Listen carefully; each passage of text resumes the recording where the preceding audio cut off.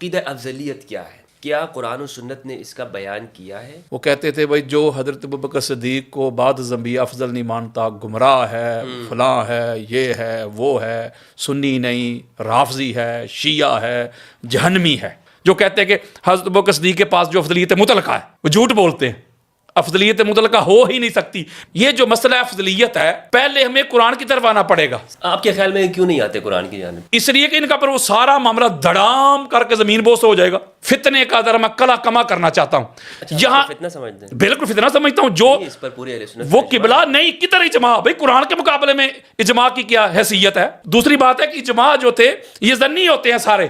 جملہ کہنے لگا ہوں میرا ذوق ہے، بس میرا استدلال ہے، نہ کسی سے لڑائی ہے نہ کسی سے جھگڑا ہے۔ تو پتہ چلا وہ پھر سجدہ آدم علیہ السلام کو تھوڑا تھا، وہ تو نبی اور علی کے نور کو ہو رہا ہے۔ بسم اللہ والصلاۃ والسلام علی رسول اللہ وآلہ ومن السلام علیکم ورحمۃ اللہ وبرکاتہ۔ امید کرتا ہوں آپ لوگ خیریت سے ہوں گے، پروردگار آپ سب کو اپنے زمان میں رکھے۔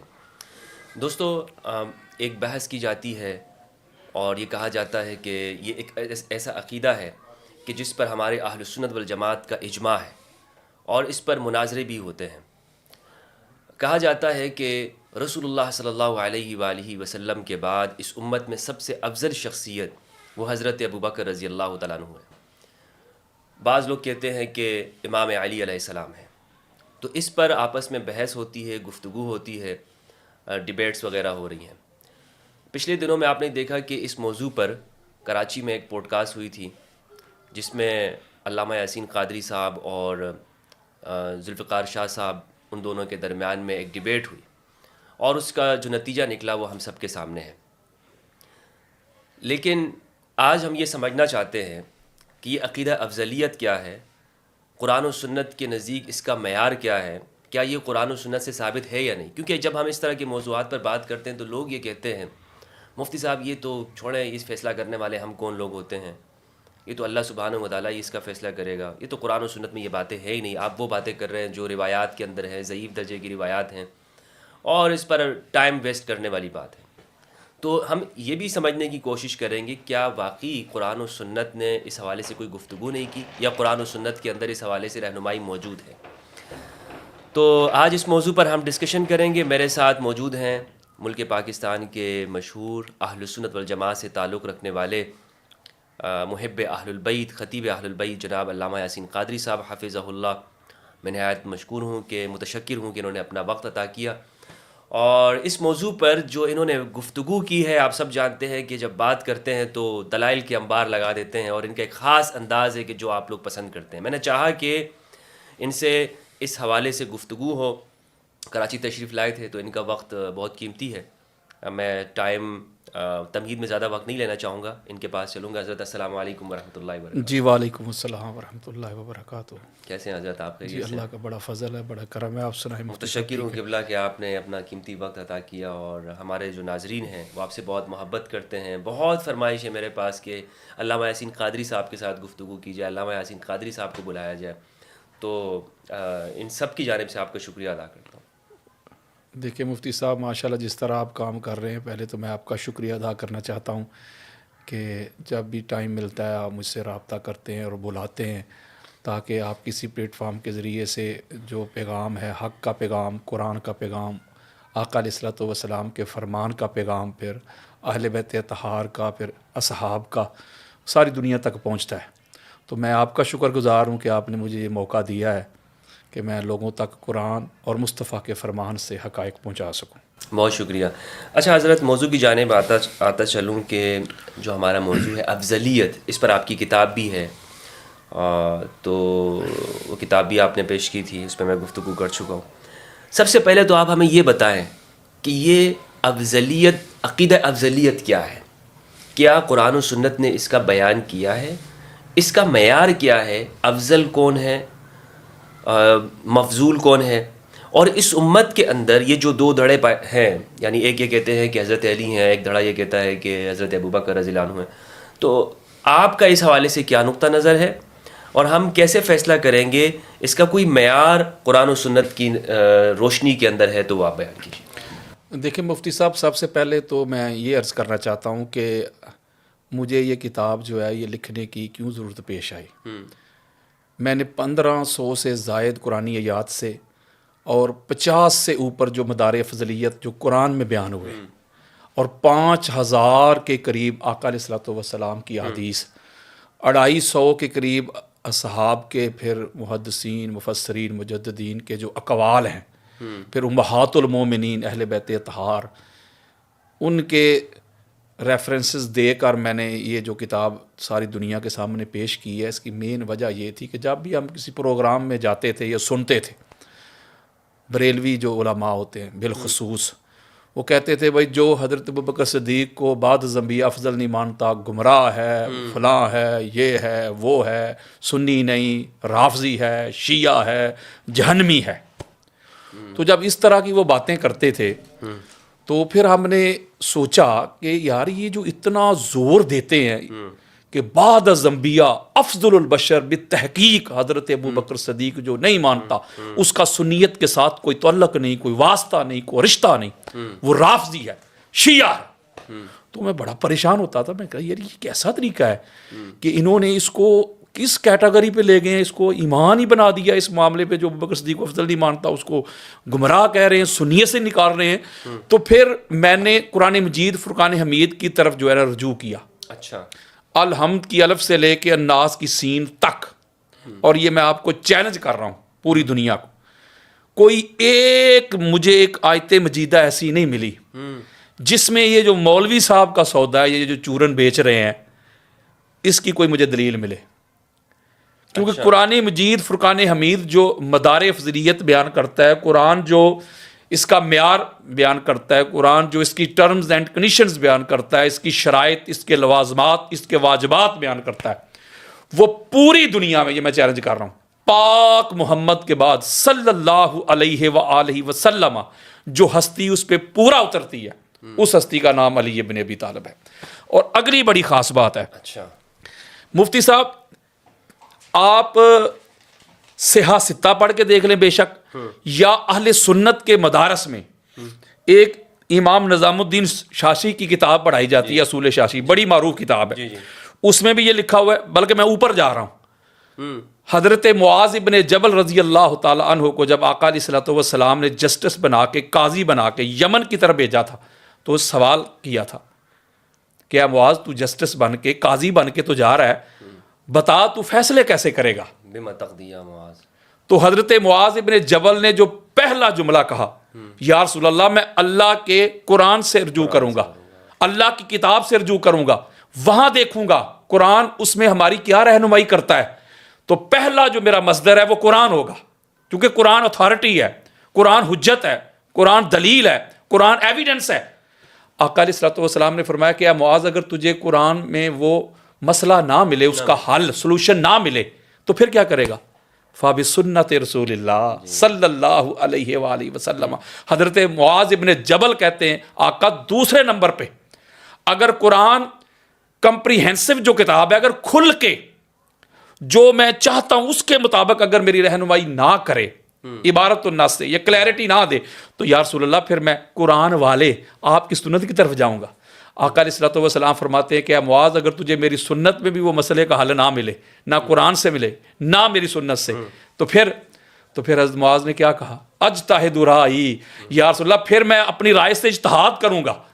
یعنی جب یہ کہا مفتی صاحب، تو آقا علیہ الصلوۃ والسلام نے حضرت معاذ کے سینے پہ ہاتھ مرتے ہوئے ارشاد فرمایا کہ حمد ہے اس اللہ کی جس نے اپنے رسول کے امبیسڈر کو یہ ہدایت دے دی۔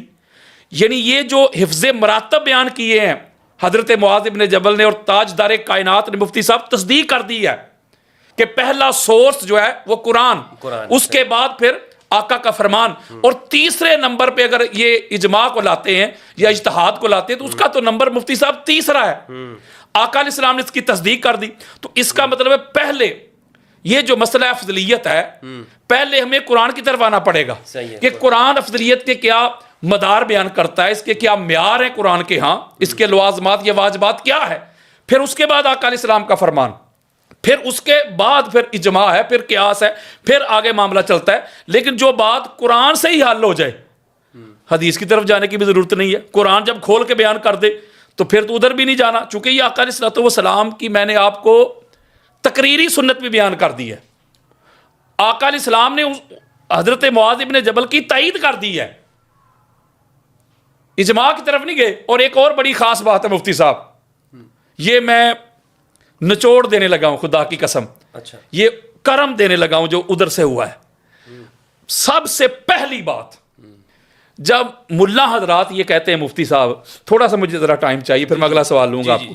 ملا حضرات کہتے ہیں بھائی حضرت ابو بکر صدیق افضل ہیں, لیکن مجھے آج تک سمجھ نہیں آئی سوائے اس بات کے کہ بھائی فضائل اور ہیں, کلی فضیلت اور ہے, جزوی فضیلت اور ہے, افضلیت مطلقہ اور ہے, یہ ہے وہ ہے, اگر مگر.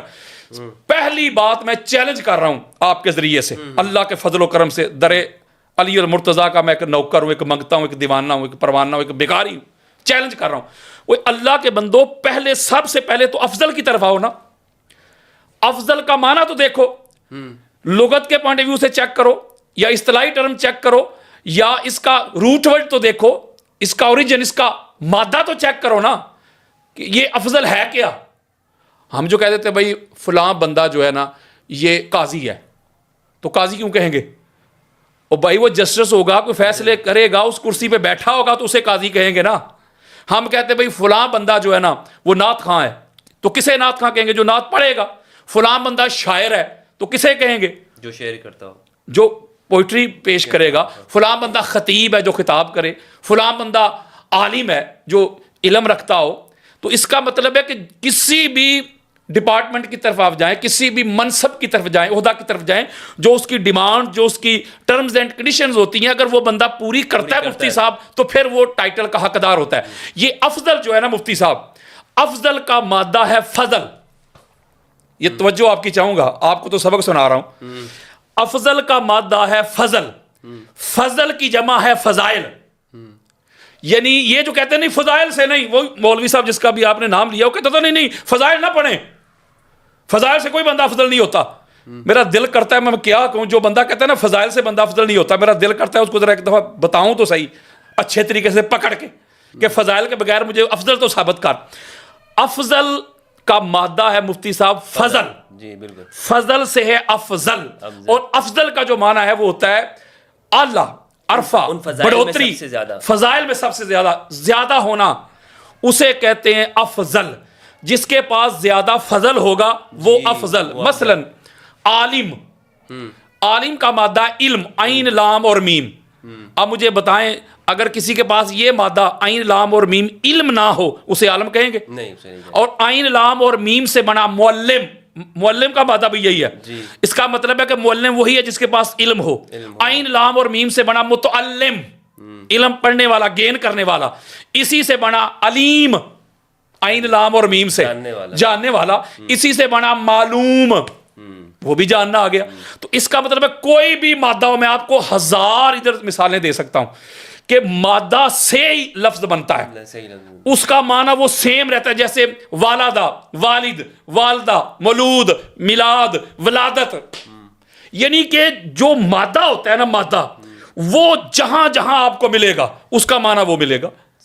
تو یہ جو افضل ہے مفتی صاحب, اس کا جو مادہ ہے, اس کا جو اوریجن ہے وہ ہے فضل. اور فضل کی جمع ہے فضائل.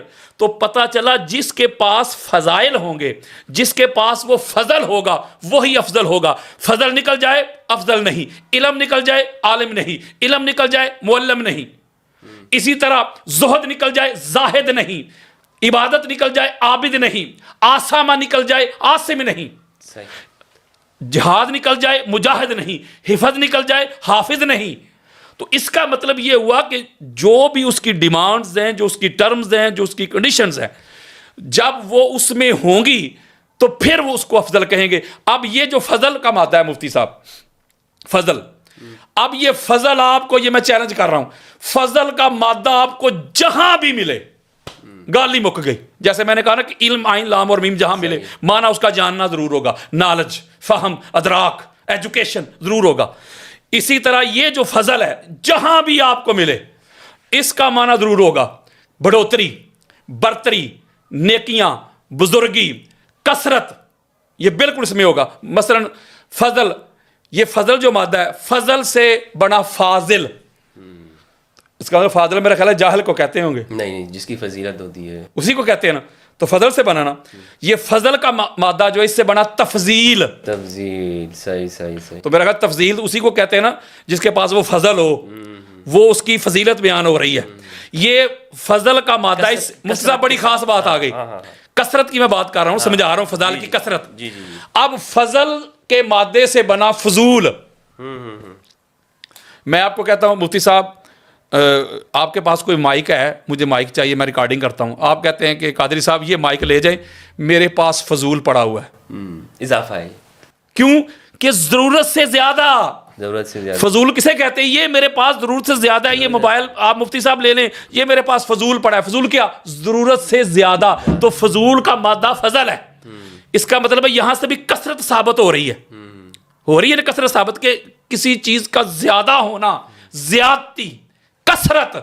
تو اسی طرح یہ فضائل سے اس لیے بھاگتے ہیں, کہتے فضائل سے بندہ افضل نہیں ہوتا. ان کو پتہ ہے نا کہ پوری کائنات میں پاک محمد کے بعد جس کے پاس فضائل ہیں اس کا نام علی ابن ابی طالب ہے علیہ السلام. اور اگلی بات بڑی خاص ہے, جو امام احمد رضا خان بریلوی نے مفتی صاحب مطلع القمرین کتاب لکھی ہے, پہلی بات تو یہ پوری کتاب میں وہاں بھی انہوں نے کسی حدیث کی سند بیان نہیں کی. جو مولوی کہتے سند کدھر ہے, پوری کتاب میں چیلنج کر رہا ہوں. اچھا. اور اگلی بات, اتنے بڑے امام میں سند نہیں ہے. بالکل. جو شیخ خیر کی فضیلت پر انہوں نے کتاب لکھی ہے, مجھے دکھائیں. اگلی بات, نہیں تو پھر انہوں نے کس چیز سے ثابت کیا ہے؟ فضائل سے. یہی تو میں آپ کو بتانے لگا ہوں. وہ فضائل سے کیا ہے. حضرت ابوبکر صدیق کے پاس تقویٰ بہت زیادہ تھا, اس ستاروں سے زیادہ نیکیاں تھیں, وہ ساری روایتیں لے کے آئے ہیں. اما عائشہ صدیقہ نے پوچھا یا رسول اللہ کوئی دنیا میں ایسا بھی ہے ستاروں سے بڑھ کے جس کی نیکیاں, وہ روایت آپ نے سنی ہوئی ہے. یہ ساری امام احمد رضا خان بریلوی لے کے آئے ہیں. وہ انہوں نے مال دے دیا. وہ اللہ کے بندو یہ فضل نہیں تو اور کیا ہے؟ صحیح ہے مفتی صاحب. مال خرچ کرنا, جہاد کرنا, قتال کرنا, زہد, ورع, تقوی, طہارت, یقظہ, بیداری, قیام, رکوع, سجود, وہ یہ فضائل ہی تو ہیں. تو فضائل سے بندہ افضل بنتا ہے. ایک اور بات ہے, میں ذرا ٹائم چاہیے مجھے تھوڑا سا, میں ذرا اس کو کلیئرٹی دینا چاہتا ہوں. اس فتنے کا ذرا میں کلا کما کرنا چاہتا ہوں. یہاں فتنہ سمجھتے ہیں؟ بالکل فتنہ سمجھتا ہوں. جو اس پر پوری اہل سنت وہ قبلہ نہیں کدھر اجماع. بھائی قرآن کے مقابلے میں اجماع کی کیا حیثیت ہے؟ اگر تو قرآن کھول کے بیان نہ کرے, ابھی تو میں قرآن کی طرف آیا ہی نہیں جو آپ نے سوال کیا ہے. قرآن تو کھول کے بیان کر رہا ہے. افضلیت کے سارے جتنے بھی معیار ہیں اور ٹرمز اینڈ کنڈیشنز ہیں وہ سارا قرآن کھول کے بیان کر رہا ہے. تو جب قرآن کھول کے بیان کر دے, آقا علیہ السلام کی حدیث بیان کر دے, تو اجماع کی طرف ہم کیوں جائیں بھائی؟ دوسری بات ہے کہ اجماع جو تھے یہ ظنی ہوتے ہیں سارے. میں چیلنج کرتا ہوں اسی بات پہ کوئی آ جائے میرے سامنے. اجماع ظنی ہوتا, بلکہ آپ کتبے پرانی ہماری جو اہل سنت کی کتابیں ہیں اس کا مطالعہ کریں, اسٹڈی کریں, وہ تو بلدی اجماع ہوتے تھے. کیا ہوتے تھے؟ بلدی یعنی کہ شہر کے اجماع ہوتے تھے, یعنی کہ ایبسلوٹ اجماع نہیں ہوتے تھے. اس بات پہ اہل کوفہ کا اجماع ہے جی, اس بات پہ اہل مکہ کا اجماع ہے, اس بات پہ اہل بغداد کا اجماع ہے. وہ تو سارے ظنی اور مقید ہوتے تھے, بلدی اجماع ہوتے تھے. اور یہ میں چیلنج سے بات کر رہا ہوں, میں کتب اہل سنت سے کھول کے میں حوالہ جات دکھاؤں گا. تو اجماع کی حیثیت نہیں کوئی بھی, اور ہو بھی تو یہ ظنی ہے, یہ قطعی نہیں ہے. معذرت کے ساتھ قرآن کا حکم قطعی ہے. وہ میں بات ایک بڑی خاص آپ کو پہنچانا چاہتا تھا, آپ کو سبق سنا رہا ہوں. یہ جو نہیں قبلہ یہ جو کرتے ہیں نا, چونکہ میں ایک بات بتاتا ہوں قبلہ, ہم آپ کو سن کر جو ہے نا, اللہ آپ کو سلامت رکھے. آپ جو کام کر رہے ہیں یقین کریں, ایمان کی حرارت ملتی ہے. آپ جو کام کر رہے ہیں مفتی صاحب, اللہ تعالیٰ آپ کو سلامت رکھے. آپ کو میں دونوں ہاتھوں سے سلوٹ کرتا ہوں. میری پوری فیملی آپ کو لائک کرتے اور جس طرح آپ کام کر رہے ہیں, اللہ تبارک و تعالیٰ آپ کی توفیقات میں اضافہ کرے. میں بڑی خاص ایک بات کرنا چاہتا ہوں قبلہ. مسئلہ یہ جو کہتے ہیں کہ فضائل کو بھی اسکپ کر جائیں جی, کیونکہ علی جیسے فضائل نہیں آئیں گے. پھر کہیں گے جی دوسری بات یہ ہے کہ جزوی فضیلت اور کلی فضیلت, یہ ایک چورن بیچیں گے کہ جزوی فضیلت ہم مانتے ہیں. جزوی فضیلت آپ کہتے ہیں جی ہم مولا علیہ السلام کی جزوی فضیلت کو مانتے ہیں, مولا بھی مانتے ہیں, ہاں جی, لیکن کلی میں حضرت ابوبکر صدیق ہے. میں آپ کو جز اور کل کا ذرا معنی سمجھاتا ہوں. جی, کل ٹوٹیلٹی کو کہتے ہیں اور جز اس کی برانچ, اس کے حصے کو کہتے ہیں. وہ یہ کہتے ہیں کہ فرض کریں حضور علیہ السلام نے فرمایا نا کہ من کنت مولا ہو فہذا علی مولا, تو یہ مولا علی علیہ السلام کی جزوی فضیلت ہے. صحیح ہے. وہ یہ کہتے ہیں. یا افضلیت مطلقہ کہتے ہیں ایبسلوٹ کسی کی فضیلت ہونا ہر جہت سے. اچھا اس میں یہ چیزیں بھی ہوں گی یا یہ نہیں ہوں گی؟ میں اگر یہ مطلقہ جو کہتے ہیں ابو بکر صدیق جو ہے ان کی جو افضلیت ہے مطلقہ ہے, ایبسلیوٹلی ہے. مطلقہ کا مطلب یہ کہ وہ بھی مولا ہے.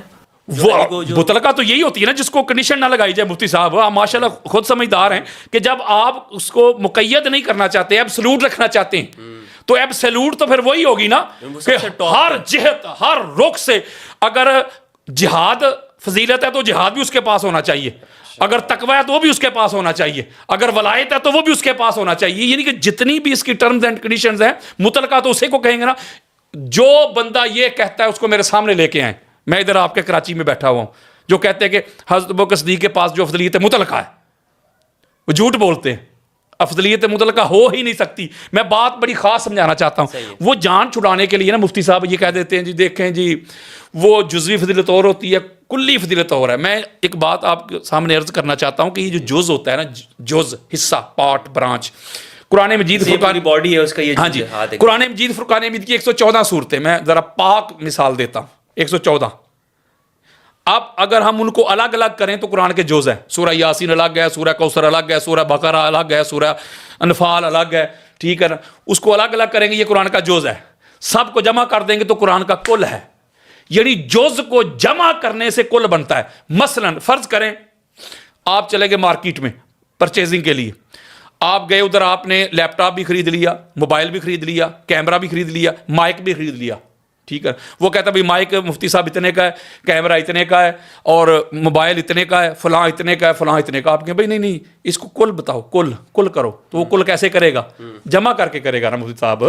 وہ کیمرے کی قیمت بھی لکھ لے گا, موبائل کی بھی لکھ لے گا, مائک کی بھی لکھ لے گا, ٹھیک ہے, لیپ ٹاپ کی بھی لکھ لے گا. پھر ان کو جمع کر لے گا. جمع کر کے نیچے لکھے گا کل رقم, جوز رقم نہیں, کل رقم. وہ کل کیسے بنا؟ جوز کو جمع کرنے سے. جز کو جمع کرنے سے. تو کلی فضیلت پتہ کیا ہوتی ہے مفتی صاحب؟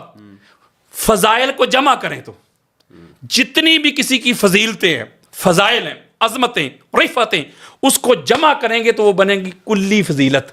یہ کلی فضیلت نہیں اپنی مرضی سے, کہ اپنی مرضی سے کہتے نہیں بھائی یہ بھی جوز ہے, یہ بھی جوز ہے, یہ بھی جوز ہے, یہ بھی جوز ہے. سب سے بڑی مثال میں آپ کو دیتا ہوں ایک اور. فرض کریں بلا تشبیہ و بلا مثال بات سمجھانے کے لیے ذرا نیچے اتر کے, فرض کریں ایک لڑکا ہے, کی مثالیں بڑی جو ہے نا خطرناک, اس نے میٹرک میں 1100 میں سے 850 نمبر لیے اس نے, اور پہلی پوزیشن پہ آ گیا, اول نمبر. اس کے بعد جو دوسرے نمبر پہ ہے اس نے لیے 650. پہلے نمبر والے نے 850, دوسرے والے نے 650.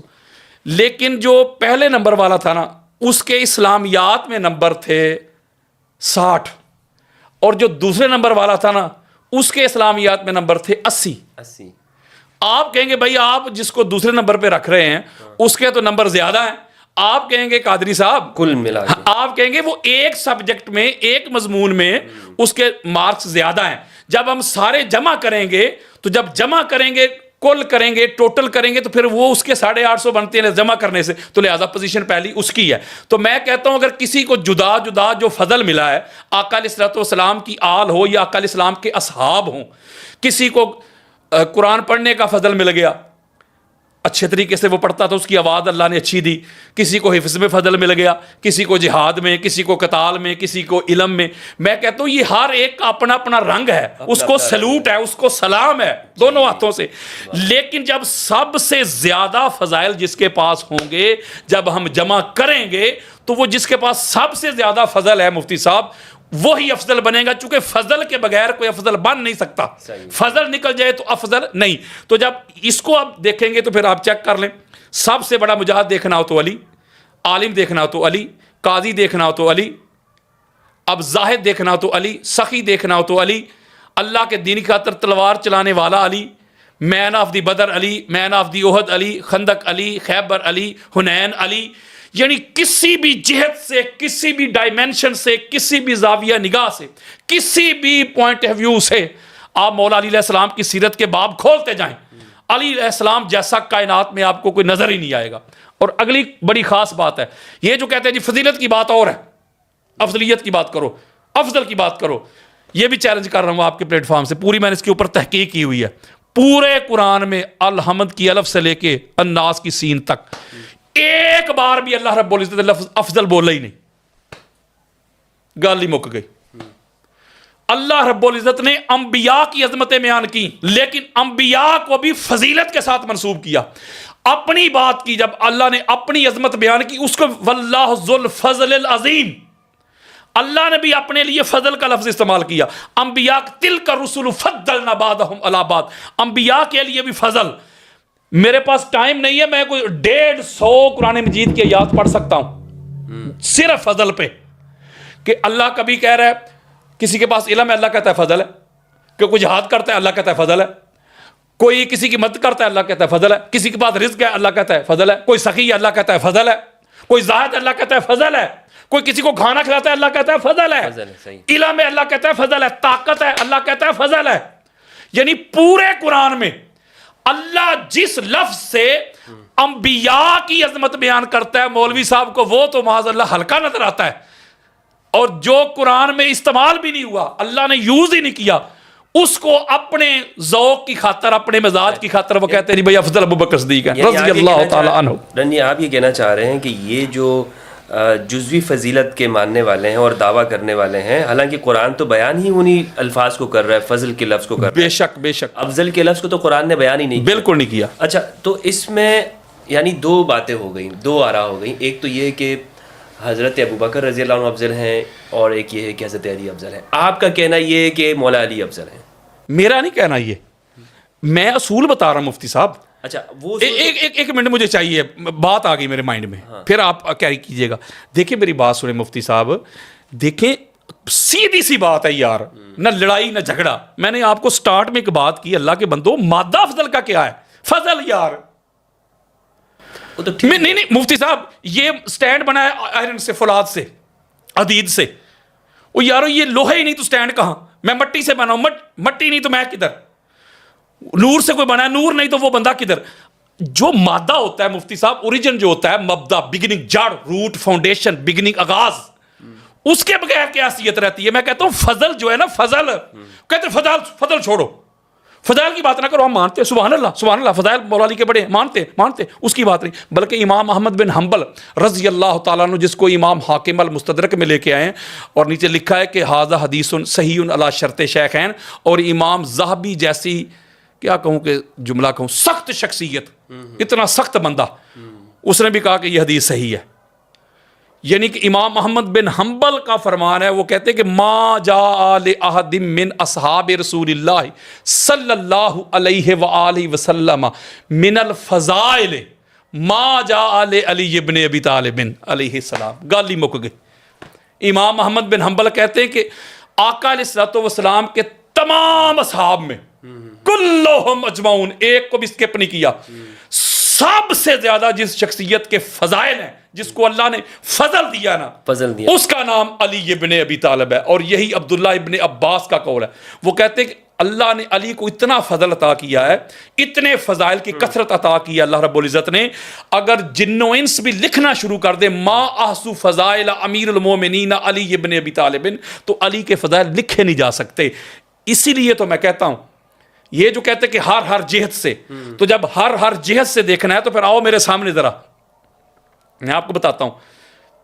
امام الباررات علی، قاتل الفاجرات علی، صاحب الرایات علی، خیر الباریات علی، مقیم الحجات علی، قسیم النار والجنات علی، باب المدینات علی، باب الحطات علی، دعابت الجنات علی، ممیت البدعات علی، امام الائمات علی، ابو الائمات علی، کاتب جواز اہل الجنات علی، سید فی الدنیا والآخرات علی، افضل اہل المدینات علی، امیر المومنین علی، سید المومنین علی، مولا المومنین علی، یسوب المومنین علی، امام المومنین علی، خلیفۃ المومنین علی، صالح المومنین علی، سید المسلمین علی، امام المسلمین علی، خلیفۃ المسلمین علی، مولا المسلمین علی، اول المسلمین علی، قاتل الناقصین علی، قاتل المارقین علی، قاتل القاسطین علی، قاتل الکافرین علی، قاتل المشرکین علی، قاتل المنافقین علی، شیخ الانصار والمہاجرین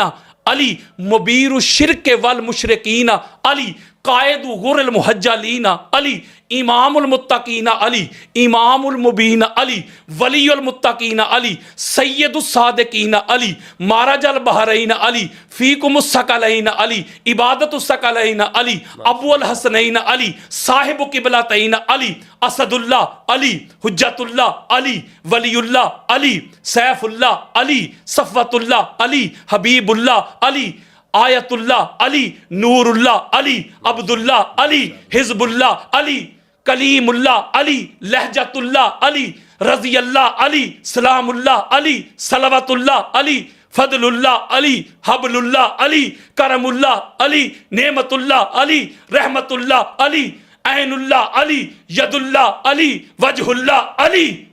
اتنے زیادہ کثرت کے ساتھ جس کے پاس فضائل ہوں، اگر وہ بھی افضل نہیں بنتا تو مجھے پھر بتائیں کہ افضل ہوتا کیسا ہے. یہ چیلنج دے رہا ہوں میں. اچھا یہ سب قرآن سے ایک ایک حدیث کسی ایک جتنے بھی میں نے آپ کے سامنے بھی تو میں نے چھوڑ دیے، پڑھوں اور پھر. اچھا حضرت آپ نے یہ بتایا کہ جو موقف دیا کہ افضلیت امام علی علیہ السلام کے حوالے سے، اس میں حضرت یہ بتا دیں کہ قرآن نے معیار کیا قائم کی، کیونکہ ہمارے ہاں جو یہ لوگ کہتے ہیں کہ جو کلی فضیلت ہے حضرت ابوبکر رضی اللہ عنہ کو حاصل ہے، تو وہ ایک معیار وہ دکھاتے ہیں. وہ بیان یہ کرتے ہیں کہ معیار یہ ہے کہ تقوی ہے. قرآن نے کہا ان اکرمکم عند اللہ اتقاکم، تم میں سب سے زیادہ متقی جو ہوگا وہ معزز ہوگا. تو لہٰذا حضرت ابوبکر قرآن مجید کی جو نص ہے کہ جس نے اپنا تزکیہ کیا اور خشیت رکھی، وہی وہ شخص ہے کہ جو متقی ہے. تو اس آیت سے استدلال کرتے ہوئے کہتے ہیں کہ حضرت ابوبکر رضی اللہ عنہ زیادہ متقی ہیں، تو لہٰذا وہ زیادہ افضل ہیں.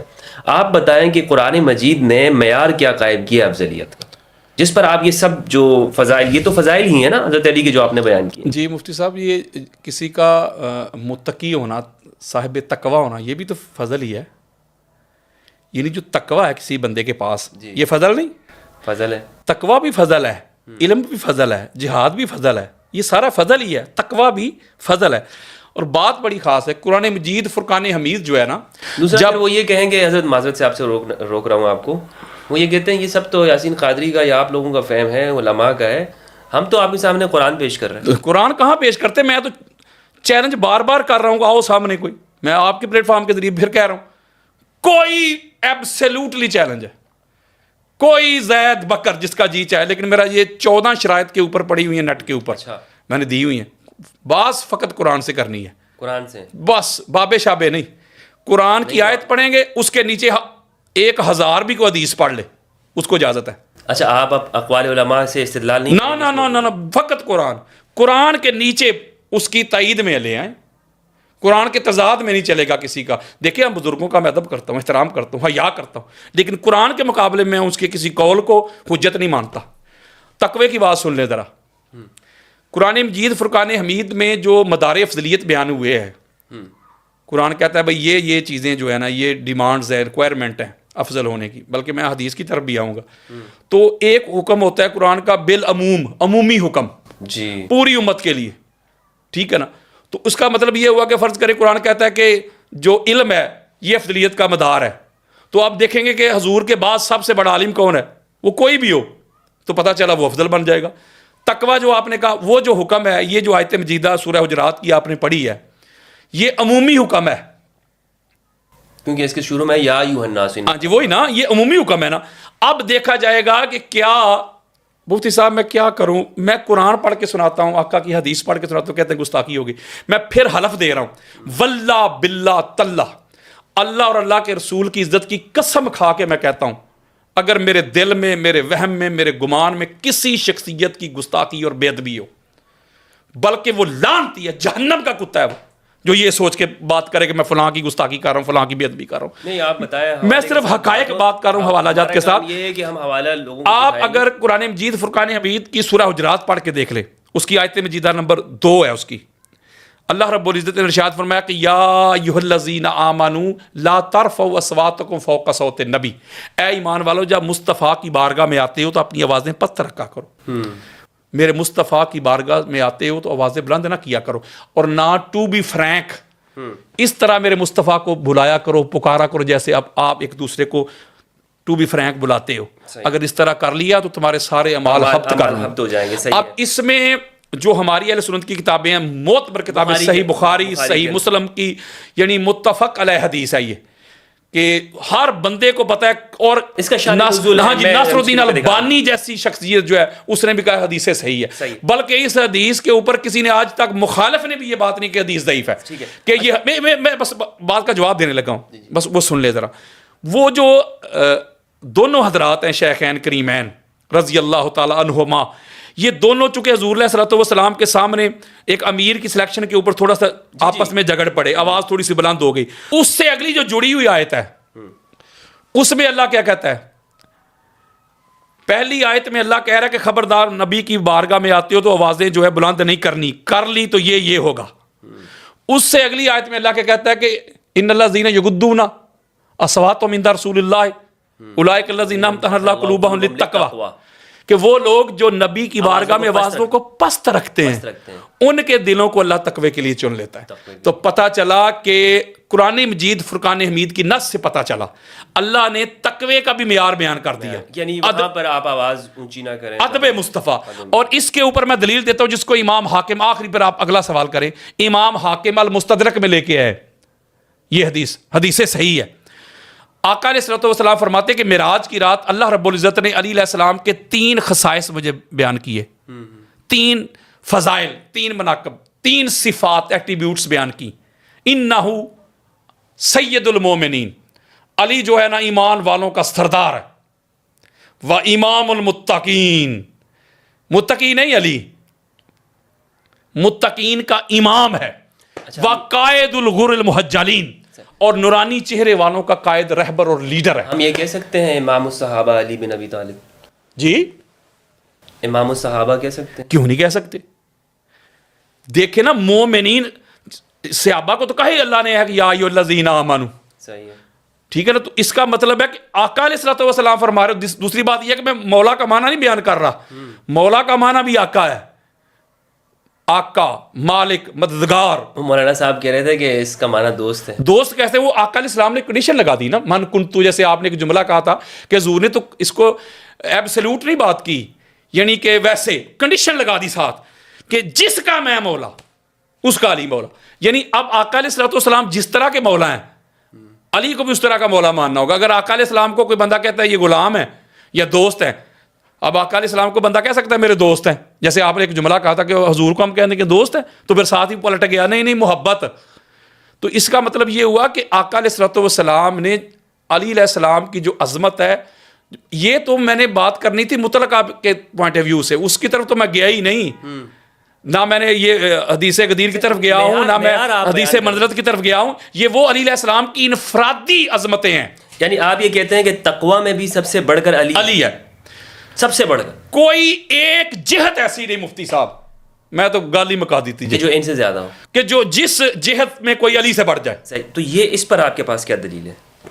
کس حوالے سے کہ علی سب سے زیادہ تقوی میں زیادہ ہے؟ میں نے آپ کو تقوی کسے کہتے ہیں؟ رک جانا.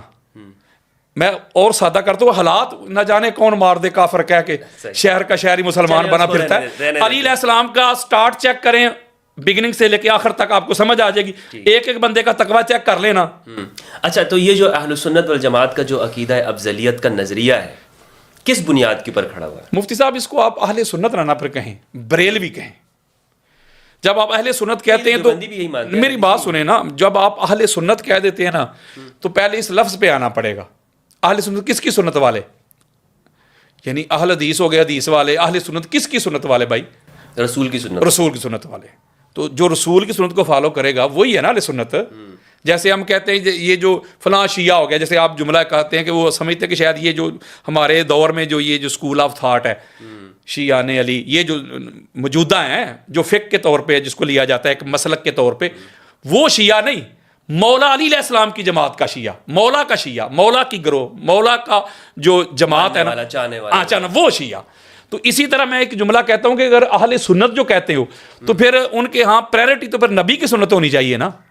تو مجھے بات بتائیں, جتنے بھی ان کے عقائد اور نظریات ہیں, ویژن ہیں, کہ سارے مجھے بتائیں کہ کہاں یہ حضور کی سنت کو فالو کر رہے ہیں. تو سارے اپنے بزرگوں کی بات کو مانیں. کسی نے اپنے بزرگ کو بریلوی کہہ کے سنیت کا نام بریلوی رکھ لیا, کسی نے اپنا ساتھ جوڑا مہر بھی کر لیا, کسی نے اس کو سہروردی کر دیا, کسی نے اس کو چشتی کر دیا, کسی نے اس کو قادری کر دیا, اور کسی نے اس کو اطاری کر دیا. اور ہر بندہ جو ہے قرآن حدیث کے مقابلے میں اپنے بزرگ کی بات کو حجت مان رہا ہے. آپ دیکھیں یہ جو مناظرہ ہوا ہے راول پنڈی میں, یہ جو اپنا امتیاز شاہ جی کے درمیان اور دوسرا وہ جلالی کا ایک تھا چیلا مختار رضوی, تو آپ نے کبھی غور نہیں کیا ہوگا اس پہ, وہ غور کیجیے گا جا کے. وہ دونوں حضرات جو مناظرہ کر, دونوں مناظر جو ہیں وہ بی بی پاک کا تو مقدمہ ہی نہیں لڑ رہے, وہ جلالی کو ڈیفینڈ کرنے کے لیے گیا ہوا ہے, اور امتیاز شاہ جی آگے سے پیر میرن شاہ کو ڈیفینڈ کر رہے ہیں, ان کی عبارت کو, وہ جو تصفیہ والی عبارت ڈیفینڈ کر رہے ہیں, پڑھ کے اس کو بتا رہے ہیں. تو یہی تو میں کہتا ہوں کہ جب تک آپ معذرت کے ساتھ ہاتھ جوڑ کے, جب تک آپ بزرگوں سے نہیں نکلیں گے تب تک آپ اہل سنت نہیں ہو سکتے. بزرگوں سے دامن چھڑوائیں گے تو پھر قرآن کو بھی آپ مان لیں گے, مصطفیٰ کو بھی مان لیں گے, اور اہل بیت کو بھی مان لیں گے, اصحاب کو بھی مان لیں گے. تو انہوں نے تو بزرگوں کے پیچھے چلنا ہے, بس جو بزرگ کہتے وہ دلیل بن گیا, حجت. یہ کہتے نہیں مفتی صاحب, آپ کو نہیں کہتے آپ فلاں سے بڑے آ گئے ہیں, آپ مجدد الافسانی سے بڑے پیدا ہو گئے ہیں, آپ اعلیٰ حضرت مجدد دین و ملت سے بڑے پیدا ہو گئے ہیں, فلاں ہو گیا, یہ ہو گیا. ان کا معیار جو ہے پرکھنے کا انداز پہ علم تو نہ ہوا. بزرگ بس جو بزرگوں کو مانے ٹھیک ہے, جو بزرگوں کو نہیں مانتا قرآن بھی پڑھ پڑھ سنائے, ان کو کھول کھول کے بیان کرے. نہیں بھائی نہیں, بزرگوں کو نہیں پتا تھا انہیں یاد کا. وہ یہ کہتے ہیں نا ان کی فہم ہمارے لیے. مجھے کہتا نہیں تھا مولوی کہ حکم لگا, وہ اس لیے تو کہتا تھا. ہاں تو آپ نے حکم کیوں نہیں لگایا تھا؟ اور میں نے کہا یہ میرا کام نہیں ہے. دیکھیں نا, میں کیوں کسی کو کہوں کہ وہ فلاں بندہ جو ہے کافر ہے, فلاں یہ ہے, فلاں یہ ہے. میں کہتا ہوں بھائی قرآن سے میں بھی فیض لے رہا ہوں, آپ بھی لے رہے ہیں, قرآن میں بھی پڑھ رہا ہوں, تو قرآن کھول کھول کے بیان کرتا ہے وَلَقَدْ يَسَّرْنَا الْقُرْآنَ لِلذِّكْرِ, ہم نے قرآن کو آسان کر دیا نصیحت کے لیے. تو قرآن سے عبارت الناس ہو یا دلالت الناس ہو یا اشارت الناس ہو یا اقتداء الناس ہو, جب قرآن کھول کھول کے بیان کر رہا ہے تو میں کسی کو کافر کیوں کہوں؟ یہی میں نے آیت پڑھی تھی نا سورہ نساء کی آیت نمبر 95, فضل اللہ المجاہدین باموالہم وانفسہم علی القاعدین درجات. سورہ نساء کی آیت نمبر 95 پڑھی تھی. میں نے کہا اللہ کہتا ہے میرے نزدیک افضل وہ ہے, فضل والا وہ ہے جو قتال کرتا ہے. کس سے افضل ہے مولا؟ کہتا ہے بیٹھے ہوں سے, درجہ اس کا بلند ہے بیٹھے ہوں سے. تو آگے پھر میں نے ایک جملہ کہا تو جسے انہوں نے شور ڈال دیا کہ یہ ہو گیا وہ ہو گیا. وہ قرآن میں مدار افضلیت تھے مفتی صاحب. اچھا حضرت, آپ خود کو سنی کہتے ہیں, لیکن آپ اس معاملے کے اندر پوری جو سنیت, معذرت سے میں دوبارہ سنیت اس لیے کہہ رہا ہوں کہ لوگ ان کو سمجھتے ہیں. ویسے تو یہ فرقے کے ماننے والے, اور جس طرح آپ نے بتایا کہ فرقوں میں تقسیم ہو گئے ہیں, تو یہ ایک جانب یہ لوگ کھڑے ہوئے ہیں, اور یہ سب وہ آپ کی سوچ کے اس نظریے کے خلاف ہیں جو آپ نے بتایا کہ قرآن و سنت سے میں نے استدلال کیا ہے, اور ایک بڑا طبقہ یہ مانتا ہے. لیکن پھر بھی تو خود پھر آپ اپنے آپ کو ان کا حصہ کیسے کہتے ہیں, سنی کیسے کہتے ہیں؟ کیونکہ یہ بات جو آپ کہہ رہے ہیں تو شیعہ بھی کہتے ہیں. دیکھیے مفتی صاحب, میں نے آپ سے عرض کی ہے کہ میں اہل سنت ہوں, حضور علیہ السلام کی سنت کو فالو کرنے والا, حضور کی آل کی سنت کو, حضور کی اصحاب کی سنت کو, میں ان کو فالو کرنے والا ہوں. ٹھیک ہے, میں اس لیے خود کو اہل سنت کہتا ہوں کہ میں حضور کی سنت کو فالو کرتا ہوں, حضور کی آل کی سنت کو, حضور کے اصحاب کی سنت کو فالو کرتا ہوں. اس لیے میں ہوں اہل سنت و جماعہ. ٹھیک ہو گیا, حضور کی جماعت کو بھی فالو کرتا ہوں. ٹھیک ہو گیا. تو یہ معذرت کے ساتھ یہ تو پرائرٹی دے رہے ہیں بزرگوں کو. میں کہتا ہوں اچھا مجھے ایک بات بتائیں مفتی صاحب, جب قرآن مجید فرقان حمید کوئی بات بیان کرے یار, احادیث جو بات بیان کریں, آپ کہہ رہے ہیں کہ قرآن حدیث کو چھوڑ کے نیچے اتر آؤں جس کا نمبر نیچے ہے. آپ پہلے کو چھوڑ کے جو اتھارٹی ہے, اتھارٹی کو چھوڑ کے آپ نیچے اس کی آگے برانچ کی طرف جا رہے ہیں, اس کو حجت اور دلیل مار رہے ہیں. بزرگوں کی بات تو بھائی بعد میں ہے, یہ نمبر آخری ہے, اور یہ نمبر بھی تب آتا ہے جب اوپر معاملہ کلیئر نہ ہو. اور یہ امام اعظم ابو حنیفہ رضی اللہ تعالیٰ نے بھی یہ بیان کیا ہوا, امام احمد بن حنبل ہوں یا امام مالک ہوں یا امام شافعی ہوں رضی اللہ عنہم اجمعین, یہ سب نے یہ بیان کیا ہو کہ ہماری جو تحقیق ہے یا اسکول آف تھاٹ فقہ ہے, اگر قرآن سے ٹکرائے تو چھوڑو اسے, قرآن کی طرف آؤ. تو میں کہتا ہوں اللہ کے بندو, قرآن کی طرف کیوں نہیں آتے تم؟ آپ کے خیال میں کیوں نہیں آتے قرآن کی جانب؟ اس لیے کہ ان کا پر وہ سارا معاملہ دھڑام کر کے زمین بوس ہو جائے گا. یعنی یہ قرآن میں ہے ہی نہیں. بالکل. اچھا میں نے جب چیلنج کیا, مجھے ٹیلی فون کرتا ہے, بڑے بڑے نام ہیں, میں نام نہیں لے رہا ان کا, آؤ بھائی کرو مناظرہ, لیکن ہمارے اہل سنت کے طریق سے ہوگا. اچھا یہ کیا ہوتا ہے؟ قرآن کو سائڈ پہ کر کے, جیسے وہ مجھے کہتا تھا آپ قرآن نہ پڑھیں. اچھا کقرآن نہیں پڑھیں, مناظرہ سن لے, وہ کہتا آپ قرآن نہیں پڑھیں گے, آپ قرآن نہیں پڑھنا آپ نے, اب آیات نہیں پڑھیں گے, فلاں فلاں فلاں فلاں فلاں. یہ نہیں کریں گے, بند کریں, قرآن نہیں پڑھیں گے.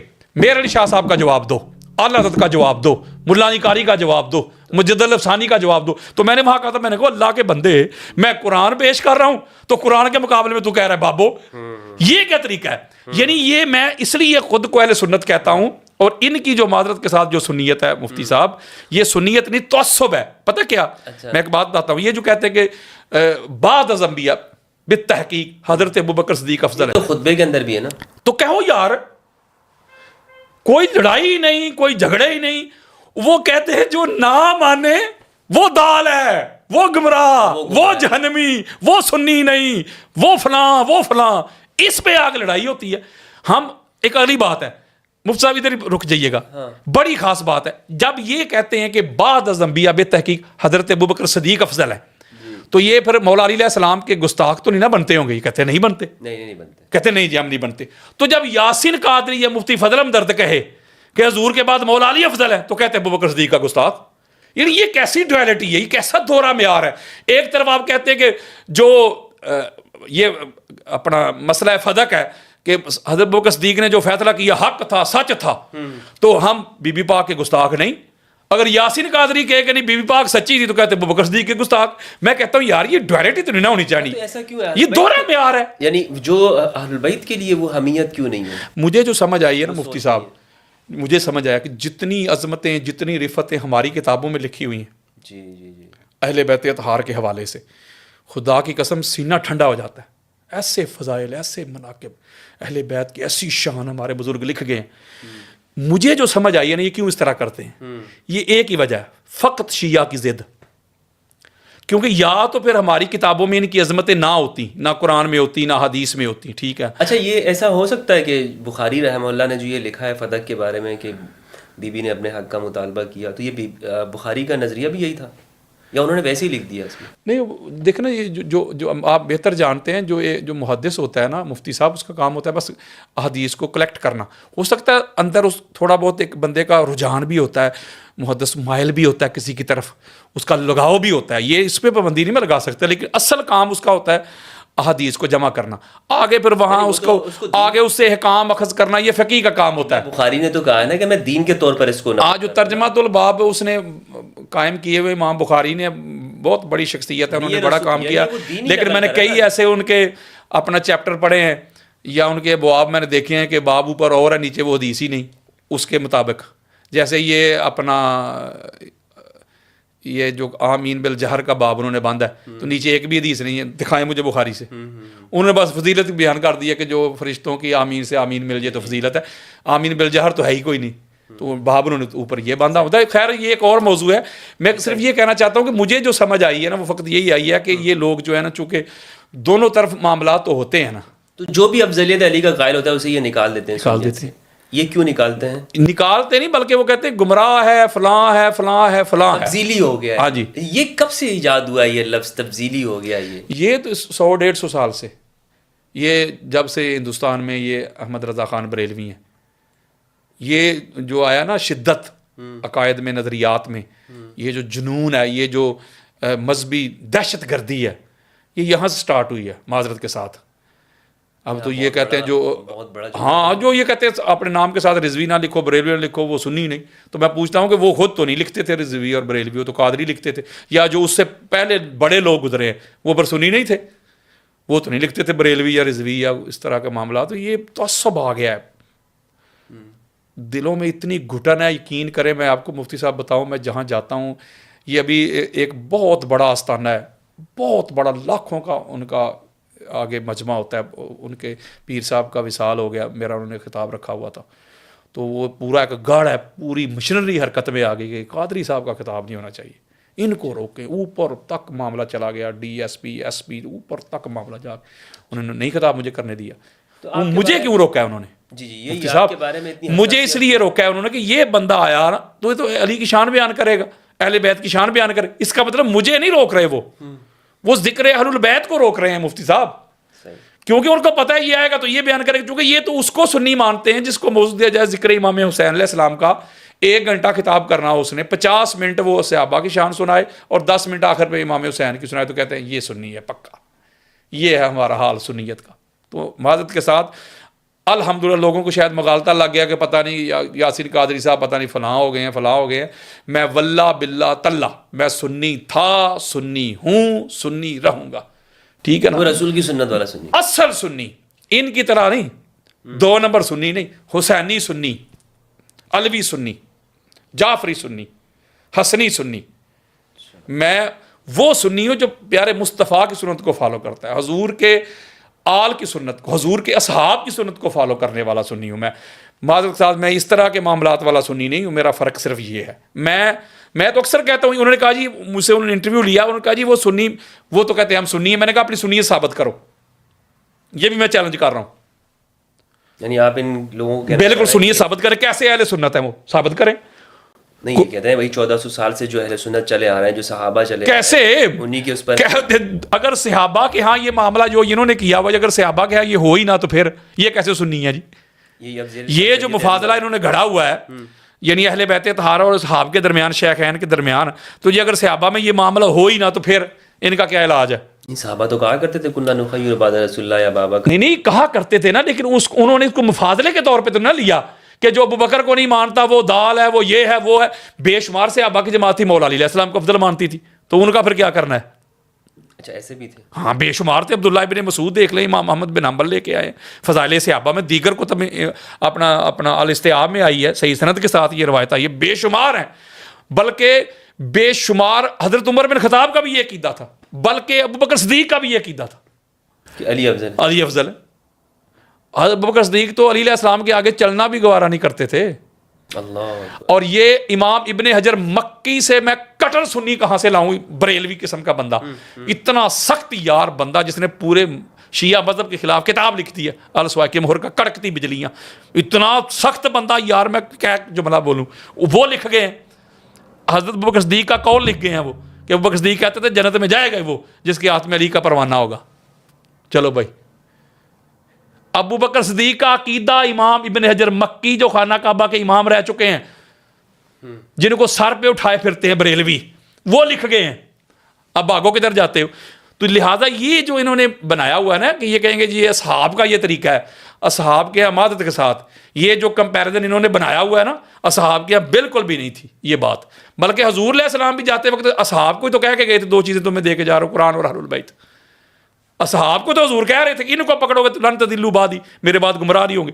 ان کو تھوڑا کہا تھا حضور نے، یعنی صحابہ پر بھی اہل بیت کی پیروی واجب. بالکل. یہ حضور فرما کے میں تھوڑا کہہ رہا ہوں میری کیا اوقات ہے، میری کیا حیثیت ہے. کہیں امرین کہا، کہیں خلیفتین کہا، کہیں ثقلین کہا. تو یہ آقا علیہ الصلوۃ والسلام ہی تو دے کے گئے ہیں، اصحاب کو دے کے گئے ہیں. اور بخاری میں حضرت ابو بکر صدیق کا قول نہیں ہے، ان کا فرمان ہے صحیح بخاری میں کہ اہل بیت طہار کی، حضور علیہ السلام کی محبت حضور کی آل میں تلاش کرو. تو پھر اس کا مطلب یہ چیزیں توسب ہے اور کوئی چیز نہیں ہے. مفتی صاحب یہ ٹھیکیدار مان جاتے ہیں جی، جو اہل بیت سے محبت کرتا ہے یہ سنی نہیں ہے، یہ رافضی ہے، یہ فلاں ہے، یہ فلاں ہے. لیکن ایک دلیل بھی تو پیش کی جاتی ہے نا، کیا؟ جو واقعی ایک نظر آتی ہے یہ دلیل کے، وہ کہتے ہیں کہ رسول اللہ صلی اللہ علیہ وآلہ وسلم نے اپنے آخری ایام میں حضرت ابو بکر رضی اللہ تعالیٰ عنہ کو اپنے مصلی پہ کھڑا کیا، اور امام علی علیہ السلام نے ان تمام ادوار کے اندر کہ جب تک کہ آپ خلیفہ نہیں ہیں، ان صحابہ کرام خلفائے ثلاثہ کے پیچھے نمازیں پڑھی ہیں اور رسول اللہ کے اس فیصلے کو تسلیم کیا ہے. تو رسول اللہ نے حضرت ابو بکر کو مصلی پر امام بنایا، علی کو تو نہیں بنایا، تو افضل تو وہ ہوئے نا. یہ تو ایک دلیل، ایسی مضبوط دلیل ہے. یہ دیکھیں مفتی صاحب، یہ جو امامت ہوتی ہے نا، یہ فضل ہے، یہ بھی فضل ہے.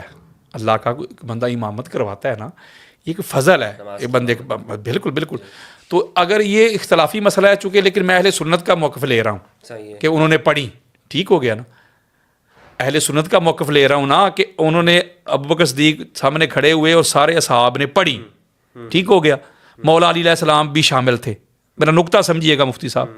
تو میں کہتا ہوں کیا آقا علیہ الصلوۃ والسلام نے، اللہ کے قرآن نے، یا کسی بھی آپ سورس کی طرف چلے جائیں کہ کسی نے یہ کلیم کیا ہو، یہ دعویٰ کیا ہو کہ جو بندہ امامت کرواتا ہے یہ اس کی افضلیت کی دلیل ہے، یعنی جو امامت کروائے گا وہ افضل ہوگا. آج اب نیچے اتر کے آ جائیں، آج آپ دیکھیں بڑے بڑے پیران اعظام ہیں، جن کے مرید آگے ہاتھ چومتے ہیں، پتہ نہیں کیا کچھ کرتے ہیں، وہ جب نماز پڑھتے ہیں تو اپنے مسجد کے مولوی کے پیچھے کھڑے ہوتے ہیں. کیا کسی مرید کا یہ عقیدہ ہے کہ جو میرے پیر صاحب ہیں نا ان سے وہ افضل ہے جن کے پیچھے میرے پیر صاحب کھڑے نماز پڑھ رہے تھے؟ ہے کسی کا عقیدہ؟ اور اگلی سب سے بڑی بات ہے، بخاری مسلم کھول کے دیکھ لیں، تاجدار کائنات، تاجدار اور حدیث صحیح ہے، آقا علیہ الصلوۃ والسلام نے حضرت عبد الرحمن بن عوف رضی اللہ تعالیٰ عنہ کے پیچھے نماز پڑھی ہے، فجر کی نماز. اب کوئی کسی کا یہ عقیدہ ہے مفتی صاحب کے حضرت عبد الرحمن بن عوف جو ہے حضور سے افضل ہو گئے چونکہ حضور علیہ السلام نے ان کے پیچھے نماز پڑھی ہے؟ او بھائی، جو نماز پڑھانے کی ہمارے ہاں جو پڑھائی جاتی ہیں جو شرائط مفتی صاحب، وہ ذرا پڑھ لیں نا آپ. وہ جب آپ وہ پڑھیں گے تو آپ کو پتہ چلے گا اس میں کون سی کمال والی بات ہے. بھائی میں کہتا ہوں وہ فضل ہے، کیا شرائط ہے ذرا بیان. فضل ہے، میں اس کی طرف جانا نہیں چاہتا، آپ سمجھتے ہیں. میں کہتا ہوں کہ جو فضل ہے نا، فضل ہے، لیکن یہ افضلیت کی قطعی دلیل نہیں کہ جو بندہ نماز پڑھا دے یہی دلیل ہے بھائی وہ افضل ہے. تو وہ تو حضور علیہ الصلوۃ والسلام نے بھی صحابی کے پیچھے پڑھ لی ہے. پھر اتنے بڑے بڑے اولیاء گزرے ہیں، صلحاء گزرے ہیں، آج بھی دیکھ لیں بڑے بڑے لوگ ہیں جن کا بڑا قد کاٹ ہے، وہ جن کے پیچھے نمازیں پڑھتے ہیں، وہ تو عام سے بندے کے پیچھے نمازیں 15-20 ہزار میں انہوں نے رکھا ہوتا ہے مولوی صاحب مسجد میں، اس کے پیچھے ساری نماز، پیر بھی وہاں سے پیچھے پڑھ رہے ہوتے ہیں، علامہ صاحب بھی، مفتی صاحب بھی، قاری صاحب بھی، شیخ الاسلام کوئی بنا ہوا وہ بھی، سارے ادھر پیچھے پڑھتے ہیں.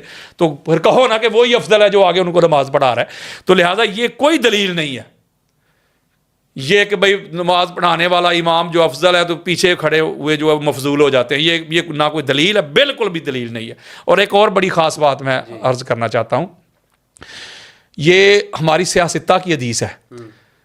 آقا علیہ الصلوۃ والسلام نے فرمایا کہ ان افضلکم من تعلم القرآن وعلمہ. یہ میں بھی کھول کے دکھا سکتا ہوں آپ کو حدیث صحیح کہ تم میں افضل وہ ہے. کون افضل؟ جو قرآن خود بھی پڑھے، سیکھے، دوسروں کو بھی سکھائے. اب مجھے آپ بتائیے، یہ حکم ہے بالعموم. آج کل کے امت میں وہ افضل ہے، وہ اللہ ہے جو قرآن خود پڑھتا ہے اور آگے سکھاتا بھی ہے. تو مجھے بتائیں کہ پاک محمد کے بعد پوری کائنات میں علی سے بڑھ کے قرآن کو جاننے والا کون ہے؟ حضرت عبداللہ ابن مسعود کہتے ہیں کہ قرآن 7 معنی میں نازل ہوا ہے. اس کے ایک ایک حرف کا ایک ظاہر ایک باطن ہے، اور جو شخص علم رکھتا ہے نا ظاہر اور باطن کا، اس کا نام علی ابن ابی طالب ہے. عبداللہ ابن عباس کا یہ فرمان ہے کہ قرآن مجید فرقان حمید کی جتنی بھی آیات ہے، اس کے ناسخ منسوخ، اس کی تنزیل تعویل کا جو بندہ علم رکھتا ہے اس کا نام علی ابن ابی طالب ہے. اما عائشہ صدیقہ رضی اللہ تعالیٰ عنہ کا یہ موقف ہے. پھر حضرت عمر بن خطاب یہ کہتے ہیں کہ علی سے بڑا قرآن کا عالم ہی کوئی نہیں ہے. تو علی علیہ السلام سے بڑا قرآن کا عالم ہی کوئی نہیں ہے یار، تو پھر حضور کی امت میں علی سے بڑھ کے افضل کو کیسے ہو سکتا ہے؟ خود امام علی کا بھی یہی. پھر یہ بخاری میں بھی روایت موجود ہے، صحیح بخاری میں روایت موجود ہے، جب حضور علیہ السلام سے پوچھا گیا کہ یا رسول اللہ افضل کون ہوگا، حضور نے فرمایا یجاہد فی سبیل اللہ. گالی مک گئی. افضل وہ ہے جو قتال کرتا ہے، جہاد کرتا ہے. مولوی صاحب مجھے کہتے ہیں جی خالد بن ولید نے بھی تو جہاد کیا ہے. میں نے کہا اللہ نے قرآن مجید فرقان حمید کی سورہ حدید کی آیت نمبر شاید 10 ہے کہ 110 ہے، اس میں اللہ رب العزت واضح کر دیا کہ جنہوں نے فتح مکہ سے پہلے قتال کیا بعد میں کیا، فرق ہے، برابر نہیں ہو سکتے. اور علی علیہ السلام نے اس وقت قتال کیا ہے، جہاد کیا ہے، جب کیا اس کا جملہ کہوں میں، جب اسلام ابھی بالکل بچہ تھا، جب وہ پھل پھول رہا تھا، جب اسلام کے شروع کے دور میں اب بگننگ تھی، اس وقت علی علیہ السلام کی تلوار چلی ہے. بدر ہو، احد ہو، خندق ہو، حنین ہو، خیبر ہو، ٹھیک ہے نا. جب عمر بن عبد ود نے آ کر للکارا تھا تو یہ لوگ کدھر تھے؟ حضرت خالد بن ولید نے بعد میں جا کے جو شرکت کی ہے معاملات، وہ اللہ نے اس کی کلیئرٹی دے دی ہے سورہ حدید میں. اس کو علی علیہ السلام کے ساتھ آپ کمپیئر نہیں کر سکتے. احد میں وہ کہاں تھے سب کو پتہ ہے. دیگر جو معاملات ہوئے مالک بن نویرہ کے ساتھ، میں اس کی طرف بھی نہیں جا رہا. بہت تو اسی وجہ سے تو مسلمانوں، میں بس یہ آپ کو بتانے لگا ہوں کہ جب یہ شرط دیکھیں گے مفتی صاحب، اس میں بھی علی افضل ہے. اب دیکھیں کہ آقا علیہ الصلوۃ والسلام جو ہے وہ پہلی تخلیق ہے. اس میں ابو ہریرہ بھی روایت کرتے ہیں، جابر بن عبداللہ انصاری کی، میں انبار لگا سکتا ہوں حدیث کے. جب یہ حضور علیہ السلام سے پوچھا گیا کہ آپ کب سے متا واجبت لک النبوۃ، آپ کب سے آپ کے لیے نبوت واجب ہوئی، کب سے نبی ہیں؟ وآدم بین الروح والجسد، بے شمار حدیث ہیں. یعنی آقا علیہ الصلوۃ والسلام کو اللہ رب العزت نے سب سے پہلے تخلیق کیا. اور حضور علیہ الصلوۃ والسلام فرماتے ہیں، جس کو امام محمد بن حنبل اپنے فضائل صحابہ میں لے کے، حدیث کا نمبر ہے 1130، اور یہ بیروت لبنان کی چھپی ہوئی کتاب ہے. آپ انٹرنیٹ پہ سرچ کریں گے، یہ آپ کو اسی نمبر کے ساتھ روایت مل جائے گی. تو حضور فرماتے ہیں، سلمان فارسی اس کے راوی ہیں، کنت انا و علی نورا بین یدی اللہ قبل ان یخلق آدم. میں اور میرا بھائی علی آدم کی تخلیق سے پہلے اللہ کے سامنے نور تھے. ایک اور مقام پہ جس کو علامہ علوسی نے روح المعانی میں لیا ہے, اس کی جلد نمبر 6 ہے, صفحہ نمبر 686 ہے. آقا علیہ الصلوۃ والسلام فرماتے ہیں خلقت انا وعلی من نور واحد, میں اور علی ایک نور سے تخلیق ہوئے. ٹھیک ہے. پھر ایک اور حدیث ہے, آقا علیہ الصلوۃ والسلام فرماتے ہیں کہ الناس من شجر شتى انا وعلی من شجرۃ واحدہ, لوگ جدا جدا شجرہ سے, حسب سے, نسب سے, میں اور علی شجرہ بھی ایک, حسب بھی ایک, نسب بھی ایک. ایک اور مقام پہ آقا علیہ السلام فرماتے ہیں یا ام سلمہ ھذا علی لحمہ لحمی و دمہ دمی ھذا مفرج الکروب انی ھذا اسد اللہ و سیفہ و لعنۃ اللہ علی اعدائہ. پھر ایک اور مقام پہ آقا علیہ السلام فرمایا علی روحی, علی دمی, علی لحمی, علی نفسی, علی میری جان, علی میری روح, علی میرا گوشت, علی میرا خون. پھر آقا علیہ الصلوۃ والسلام فرماتے خرجت من نکاح ولم اخرج من صفاء من لدن آدم الی ان والدنی ابی و امی, جس کو امام ابن ابی شیبہ اپنی المصنف میں لے کے حدیث کا نمبر ہے میرا خیال ہے یہ 31642 حدیث کا نمبر ہے. اور اس کے علاوہ امام طبرانی نے بھی اس کو لیا ہے. آقا علیہ السلام فرماتے پھر ہمارا نور جو ہے پاک سلم و رحموں میں کنورٹ ہوتا رہا, اور نکاح والے تھے سارے پاک تھے, طاہر تھے, مطہر تھے, یعنی کہ علی کا اور نبی کا نور ایک ہے. پھر آقا علیہ السلام فرماتے ہیں یہ بھی ہماری سیاستہ کی حدیث ہے, حضور علیہ السلام فرماتے ہیں کہ ان اللہ خالق الخلق فجعلنی فی خیرہم فرقۃ ثم جعلہم فرقتین فجعلنی فی خیرہم فرقۃ ثم جعلہم قبائل فجعلنی فی خیرہم قبیلۃ ثم جعلہم بیوتا فجعلنی فی خیرہم بیتا. اللہ نے طبقات بنائے, سب سے اعلیٰ طبقہ اللہ نے ہمارا بنایا. اللہ نے قبیلے بنائے, سب سے اعلیٰ قبیلہ ہمارا بنایا. اللہ نے گھرانے بنائے, سب سے اعلیٰ گھرانہ ہمارا بنایا. پھر آقا علیہ السلام فرماتے ہیں ان اللہ اصطفیٰ کنانۃ من ولد اسماعیل, اللہ نے اسماعیل علیہ السلام کی اولاد میں سے کنانہ کو چن لیا. واصطفیٰ قریش من کنانہ تھا, پھر کنانہ میں سے قریش کو چن لیا. پھر آقا علیہ السلام فرماتے ہیں کہ واصطفیٰ بنی ہاشم من قریش, پھر بنی ہاشم کو قریش میں سے چن لیا. یعنی یہ چنیدہ لوگ ہیں, یہ چنے ہوئے لوگ ہیں, یہ سلیکٹڈ لوگ ہیں, یہ پاک, طاہر, مطہر. اور مولا علی علیہ السلام جو ہیں, بلکہ وہ جو حدیث میں نے آپ کے سامنے بیان کی ہے جو حضور علیہ السلام نے فرمایا کہ سب سے پہلے اللہ نے مجھے اور علی کو تخلیق کیا, اس وقت کوئی اور بندہ نہیں, میں کسی کا نام نہیں لے رہا, یعنی یہ وہ تخلیق ہے. پھر آقا علیہ السلام فرما رہے ہیں اگر کسی کو یہ بھی چلو اس کے اوپر اگر مگر ہو, اف بٹ ہو, تو یہ تو مانتے ہیں نا کہ حضور علیہ السلام کا اور مولا علی علیہ السلام کا خاندان ایک. جب بنی ہاشم کو چن لیا تو کہتے فلاں بھی قریش تھا, فلاں بھی قریش تھا. بھائی قریش میں سے اب بنی ہاشم چنے گئے ہیں, دوسرے سائڈ پہ ہو گئے, دوسروں کی بات نہ کرو. یعنی آپ یہ کہہ رہے ہیں کہ یہ دونوں برابر نہیں ہو سکتے. ایک وہ سلسلہ ہے کہ جو رسول اللہ کا نسب ہے, اور ایک وہ نسب ہے جو رسول اللہ کے علاوہ ہے. بالکل برابر نہیں وہ برابر نہیں ہو سکتے. وہ جو رسول اللہ کا وہ والا ہے. اور اگلی بات بڑی خاص ہے مفتی صاحب, وہ یہ ہے کہ آقا علیہ الصلوۃ والسلام نے فرمایا سبحان اللہ, حضور علیہ السلام فرماتے ہیں کہ جب ہمارا جو نور تھا سب سے پہلے, اس کے اوپر میں نور کے اوپر میں بڑے دلائل آپ کو دے سکتا ہوں, بلکہ اپنی کتاب میں نے پورا ایک باب باندھا ہے اس کے اوپر. میرا خیال ہے کوئی 85 کے قریب میں نے روایات لی ہیں نور کے اوپر. اچھا ٹھیک ہے, میں زیادہ اس کے اوپر وقت لگانا نہیں چاہتا, کہ نقطہ بڑا خاص ہے اس میں. یہاں آقا علیہ الصلوۃ والسلام فرماتے ہیں کہ جب ہمارے نور کو اللہ نے تخلیق کیا, فلما خالق اللہ تعالی آدم, پس پھر اس کے بعد اللہ نے آدم کی باڈی کو تخلیق کیا, آدم کے جسد کو تخلیق کیا. قرآن بھی ایک اپنے رنگ میں کہتا ہے جو جملہ یہاں حدیث میں آنے لگا ہے. جب آدم علیہ السلام کی باڈی کو تخلیق کر لیا نا, تب فرشتوں کو نہیں کہا کہ آدم کو سجدہ کرو. روایت کہتی ہے جو میں نے امام احمد بن حنبل کی فضائل صحابہ سے پڑھی ہے, روایت کہتی ہے پھر آقا فرماتے وَسَالَكَ ذَلِكَ النُّورَ فِي صُلْبِهِ, جب آدم علیہ السلام کی باڈی کو تخلیق کیا, پھر نبوت اور امامت, علی اور نبی کا جو سنگل نور واحد تھا, اس کو آدم علیہ السلام کے صلب میں رکھ دیا. پھر اس کے بعد ملائکہ کو کہا کہ آپ سجدہ کرو, اچھا تسلیم کرو.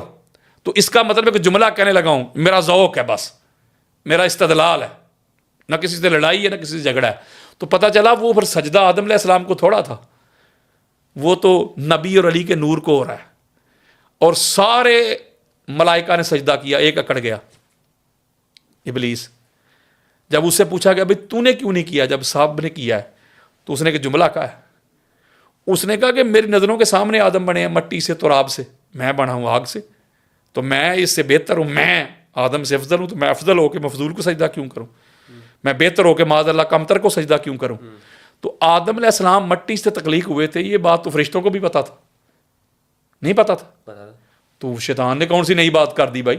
اس کا مطلب ہے کہ بڑا خاص جملہ ہے مفتی صاحب, شیطان نے آدم علیہ السلام کے ظاہر کو دیکھا, اس کلبوت کو دیکھا, اس بشری پیکر کو دیکھا، آنا بشروں مثلکم کا جو رولا ڈالتے، اس بشری پیکر کو دیکھا، اس وجود کو دیکھا، زہر تے پھنس گیا.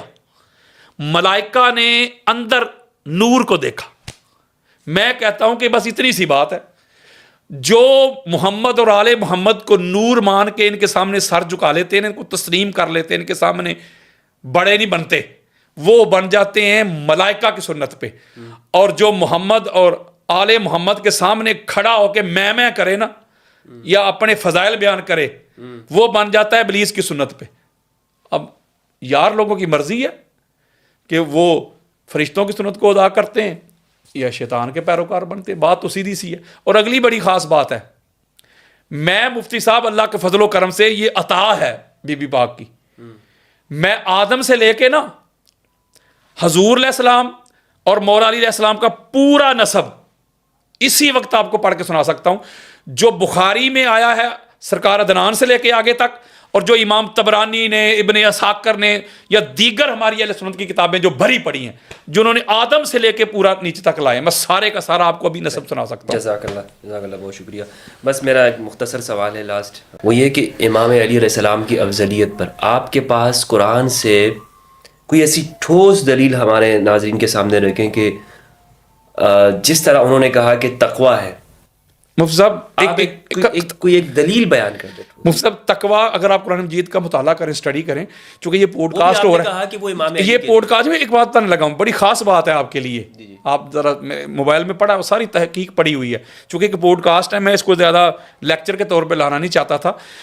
دیکھیں قرآن مجید فرقان حمید کی متعدد آیات ایسی میں بھی پڑھ سکتا ہوں جس میں اللہ نے کہا کہ متقی بھی وہی ہے جو جہاد کرتا ہے.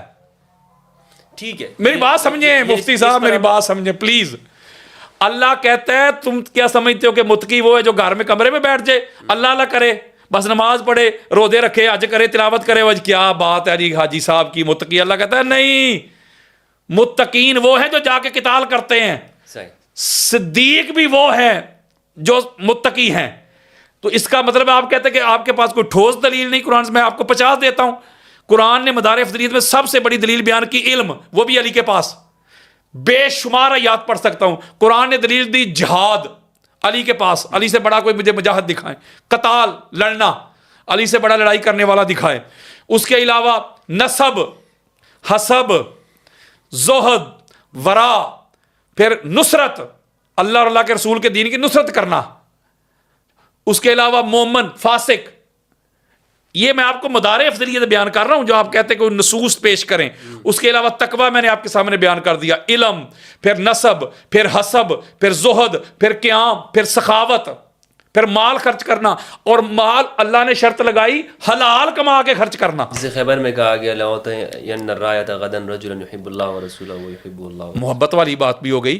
پھر دیگر اس کے اوپر تو پھر انبار لگے ہوئے ہیں نا. ایک اور بات ہے مال خرچ کرنے کے حوالے سے، میں جملہ کہنے لگا دبے لفظوں میں. اب دیکھیں ادھر کوئی بندہ فرض کریں کہ نجائز طریقے سے مال کماتا ہو، وہ جملہ بڑا گھٹیا سا ہے، کوئی 2 نمبر طریقے سے کماتا ہو، اس کا کوئی اس طرح کا انسٹیٹیوٹ ہو، تو وہاں سے پیسے کما کے تو ایسے لنگر تقسیم کر رہا ہو، ادھر لنگر لگا، ادھر غریبوں کو کھانا کھلا رہا ہے، کپڑے دے رہا ہے، یہ کر رہا ہے، وہ کر رہا ہے. وہ سبحان اللہ جی سبحان اللہ کہتا ہے. نہیں منہ پہ مارے جائیں گے. رزق حلال، اگر رزق حلال کماؤ گے، رزق حلال کما کے پھر وہ جو اللہ کے راستے میں خرچ کرو گے نا، سبحان اللہ، تو وہ ہے اللہ کی بارگاہ میں فضل. ماشاءاللہ. اصل چیز سورس یہ ہونا چاہیے. تو علی علیہ السلام اگر السابقون الاولون میں لے لیں، وہ بھی پھر علی ہے. یہ بھی مدار افضلیت ہے قرآن میں. جی بالکل. سورہ توبہ کی. ہاں جی وہ بھی علی ہے. پہلا نمازی دیکھ لے وہ بھی علی ہے. پہلا مومن دیکھ لے وہ بھی علی ہے. پہلا ناصر دیکھ لے وہ بھی علی ہے. پہلا مجاہد دیکھ لے وہ بھی علی ہے. جس گھر سے اسلام کی ابتدا ہوئی وہ بھی علی کا گھر ہے. اور جس گھر نے اسلام بچایا جانے دے کے وہ بھی علی کا گھر ہے. تو علی علیہ السلام کے علاوہ میں آپ کو کہنا چاہتا ہوں، ابھی تو حدیث کی طرف تو میں آیا ہی نہیں، علی علیہ السلام کے علاوہ جتنی بھی افضلیت کی ڈیمانڈز ہیں مفتی صاحب، مدار ہے، اس کی شرائط ہیں، اس کی ٹرمز ہیں، کنڈیشنز ہیں، علی علیہ السلام کے سوا تو کوئی پورا اترتا ہی نہیں. ہر بندے کا اپنا اپنا مقام مرتبہ ہے. وہ جس مقام پہ ہے وہ بڑا اللہ مقام ہے، بس دیٹس آل. الحمدللہ. اچھا حضرت، آخری سوال ہے میرا کہ اگر آپ یہ کہتے ہیں کہ امام علی علیہ السلام کے بارے میں صحابہ کرام سب سے افضل امام علی کو ہی کہتے تھے اور سب سے افضل ہی امام علی علیہ السلام ہیں، اتنے فضائل، جس طرح کہ آپ نے احمد بن حنبل رحمہ اللہ کا قول بھی پیش کیا کہ صحابہ میں سب سے زیادہ علی کے فضائل آئے، تو پھر ہم یہ کیوں دیکھتے ہیں کہ وہ 6 ماہ وہ پیچھے رہے اور خلافت میں ان کو آگے نہیں کیا گیا؟ ثقیفہ میں وہاں صحابہ نے فیصلہ کر لیا اور کوئی ایسا نہیں اٹھا کہ انہوں نے یہ کہا کہ نہیں یہ تو ہم میں سب سے افضل علی ہیں تو یہ ان کا حق بنتا. قبلہ یہی میں آپ کو بتانے لگا ہوں کہ ہمارے اہل سنت کے جتنے بھی بڑے بڑے لوگ گزرے ہیں نا، انہوں نے خلافت کو بھی افضلیت کا معیار اور مدار نہیں بنایا. اچھا، کہ جو خلیفہ بن جائے یہ بھائی یہی اس کا یہ تو کہتے ہیں کہ یہی ترتیب یہ ثابت کریں نا، کریں پہلے صاحب، نمبر پہ خلیفہ وہ قرآن سے ثابت کریں، حدیث سے ثابت کریں، مجھے ثابت کر کے دکھائیں کہ کسی کا بادشاہ ہونا افضل ہونے کی دلیل ہے، کسی کا خلیفہ ہونا افضل ہونے کی دلیل ہے. اگر یہ جو روایت پیش کرتے ہیں کہ محمد بن حنفیہ نے جو رضی اللہ تعالیٰ نے پوچھا جب مولا علیہ السلام سے کہ بابا پوری امت میں حضور کے بعد افضل کون ہے، تو انہوں نے شیخین کا نام لیا، فرمایا بابا جان آپ، فرمایا عام مسلمان ہوں. تو یہ بڑا ڈنڈورا پیٹتے ہیں. مجھے ایک بات بتائیں، مان لی یہ بات مفتی صاحب، نہ یہ دونوں کا نام ہے. ہاں میں چپ ہو گیا کہ کہیں ایسا نہ ہو گیا تو پھر اگر وہ میں مسلمان، آپ مجھے بتائیں پھر معاذ اللہ ثم معاذ اللہ مولا علیہ السلام کی جو کہتے ہیں جو نہیں مانتا وہ گستاخ ہے علی کا، وہ یہ ہے وہ ہے. مولوی آج کل بڑا رولا ڈالتے ہیں آپ کے کراچی شہر کے. میں ایک سوال پوچھتا ہوں، پھر علی علیہ السلام تو پھر کہہ رہے ہیں میں عام سا مسلمانوں کی طرح، پھر مولا علی علیہ السلام کا درجہ پھر عام سا ہو گیا نا یار، وہ خود کہہ رہے ہیں. روایت کے الفاظ تو یہی ہیں، روایت کے الفاظ تو پھر یہی ہیں، اس کا مطلب ہے وہ افضل ہے. تو مولا علیہ السلام عام خاص نہیں، تو عام کا اطلاق کر کے دکھائیں مجھے، جیسے عام مسلمان آج کل ہے، پھر معاذ اللہ اس طرح ہے مولا علیہ السلام. مفتی صاحب یہ بالکل بات نہیں ہوتی، یہ جہل لوگ ہیں. میں بخاری مسلم سے انبار لگا دیتا ہوں کسی وقت. آقا علیہ الصلوۃ والسلام نے خود فرمایا کہ مجھے یونس علیہ السلام سے افضل نہ کہو، بلکہ وہ جو مجھے یونس علیہ السلام سے افضل کہتا ہے کذاب ہے، میں اجازت ہی نہیں دیتا. کہیں فرماتے ہیں مجھے موسیٰ علیہ السلام سے افضل نہ کہو، کہیں فرماتے ہیں مجھے کسی بھی نبی سے افضل نہ کہو. تو اس کا مطلب ہے کہ جو حضور علیہ السلام کو کہتے ہیں بھائی دنیا تے آیا نہ تیری کوئی مثال دا، میں لب کے لے آواں کتھوں سونا تیرے نال دا، بعد از خدا بزرگ توئی قصہ مختصر. ان کا پھر کیا کرنا ہے؟ یہ تو نبی کے گستاخ ہے. حضور فرما رہے ہیں مجھے افضل نہ کہو، تو ہمارا عقیدہ ہے حضور ساری کائنات سے افضل ہے. یہ فرمایا مجھے حضرت عیسیٰ پر بھی فضیلت، بالکل. تو اس کا مطلب یہ ہوتا ہے کہ جو بڑا ہوتا ہے مفتی صاحب، جو بڑا ہوتا ہے یہی تو اس کا بڑا ہونا ہے کہ بڑا ہو کے بھی کہے کہ میں بڑا نہیں. یہاں پر انٹرسٹنگ سوال ہے، میں بس یہ اسی پر اختتام کرنا چاہوں گا کہ حضرت ابوبکر رضی اللہ عنہ کی خلافت منعقد ہو گئی ہے، سب صحابہ نے کر لی ہے، لیکن اس کے باوجود بھی وہ امام علی علیہ السلام کے گھر پہ آ رہے ہیں اور پوچھنا چاہ رہے ہیں کہ آپ کیوں پیچھے ہیں. تو کیا وجہ ہے؟ یعنی وہ یہ سمجھ رہے ہیں نا کہ علی کے پاس تو آنا ہے نا، وہاں سے منظوری تو ضرور لینی ہے، ان کا جو مقام و مرتبہ ہے. یہ جو جس روایت کی طرف آپ نے اشارہ کیا ہے جیسے صحیح بخاری میں، اس میں اور بھی بڑا کچھ ہے مفتی صاحب، خدا کی قسم. مولا علی علیہ السلام نے تو ایسی پتہ نہیں، یہ مولا نے فرمایا ابو بکر اکیلے آنا، فلاں بندہ ساتھ نہیں آنا چاہیے. کیوں بھائی؟ عمر کا نام لیا. کیوں بھائی؟ کیوں؟ لفظ لکھے ہوئے بخاری میں، نام لکھا ہوا ہے. تو اس کا تو بہت کچھ ہے، لیکن میں آپ کو ایک بات بتانے لگا ہوں. بلکہ حضرت ابو بکر صدیق جو ہے رضی اللہ تعالیٰ عنہ، انہوں نے فرمایا کہ میں ہر حال میں جاؤں گا، مجھے علی سے کوئی خطرہ نہیں ہے، مجھے علی سے کوئی خدشہ نہیں ہے. وہ آئے ہیں اور روئے ہیں آ کے، اور وہاں پر انہوں نے کہا کہ ابو بکر کو حضور علیہ السلام کی اہل بیت اطہار جو حضور کی آل اولاد علی، آپ جو تو اپنی اولاد سے کئی درجہ بلند پیاری ہے. ٹھیک ہے، میں ایک بات کہنا چاہتا ہوں اس پہ مفتی صاحب، میں اس کو ڈسپیوٹ کی طرف لانا نہیں چاہتا، میں ایک جملہ کہنے لگا ہوں. مولا علی علیہ السلام کا حق تھا خلافت، مولا علی علیہ السلام میں قابلیت زیادہ تھی، میرٹ پہ تھے، سارا کچھ تھا، لیکن مولا علی علیہ السلام خاموش ہو گئے ہیں، امت کی ہو گئے ہیں نا. جی بالکل. تو میں سمجھتا ہوں کہ لہٰذا اس کو اس کے اوپر خود بھی فرمایا جی جی ہاں جی بالکل. تو لہٰذا جو مولا علی علیہ السلام نے اپنا حق ہوتے ہوئے، قابلیت بھی ہے، میرٹ بھی ہے، حق بھی ہے، سارا کچھ ہے امام نے ہاں جی. تو مولا علی علیہ السلام نے اپنا حق ہوتے ہوئے کسی ان کے خلاف نہ قیام کیا ہے، نہ کوئی خروج کیا ہے، نہ کوئی تلوار چلائی ہے، بلکہ مشکل معاملات میں ان کی سپورٹ بھی کرتے رہے. جی جی بالکل. تو لہٰذا میں سمجھتا ہوں کہ اس کو ہمیں بنیاد بنا کے اس طرح کی لڑائی جھگڑے یہ وہ فلاں فلاں کرنا نہیں چاہیے. ٹھیک ہے، جو علی ہے بس علی ہے، بس علی ہے، بس علی ہے، علی جیسا کوئی نہیں بس. بہترین. اچھا ابھی امام علی علیہ السلام کی ولادت کے حوالے سے میں چاہتا ہوں کہ آپ کے ساتھ ایک دو چار سوال اس حوالے سے ہو جائیں، تو چلیں وہ ہم نیکسٹ اس میں کر لیتے ہیں، پھر اس کو ہم انشاءاللہ اختتام کرتے ہیں. دوستو یہ تھے ہمارے ساتھ علامہ یاسین قادری صاحب حفظہ اللہ، جو کہ کراچی تشریف لائے اور بالکل چارہ یہ تھکے بھی ہوئے ہیں اور پروگرام میں بھی انہوں نے جانا ہے. تو بس وہ تو میں نے ان کو گرفتار کر لیا کہ بس اب گفتگو کرنی ہے، تو اس لیے میں ان کا بابر شکریہ ادا کر رہا ہوں۔ اس حوالے سے آپ کا کوئی سوال ہو اس موضوع کے اوپر تو آپ ضرور کیجیے گا، انشاءاللہ اس پر میری کوشش ہوگی کہ ہم نیکسٹ ٹائم ضرور بیٹھیں علامہ یاسین قادری صاحب کے ساتھ۔ اور ہاں، یہ جتنی بھی گفتگو ہے اس کا مقصد یہ ہے کہ ہم آپس میں ایک دوسرے کو سمجھیں اور ایک دوسرے کے ساتھ ڈسکشن کریں، گفتگو کریں، ٹیبل ٹاک کریں۔ بات چیت کے ذریعے سے ہی ہم اپنے اختلافات کو سمجھ سکتے ہیں۔ یہ ایک دوسرے کے ساتھ دشمنی کے لیے نہیں ہے کہ بھئی آپ جیت گئے میں ہار گیا وغیرہ وغیرہ۔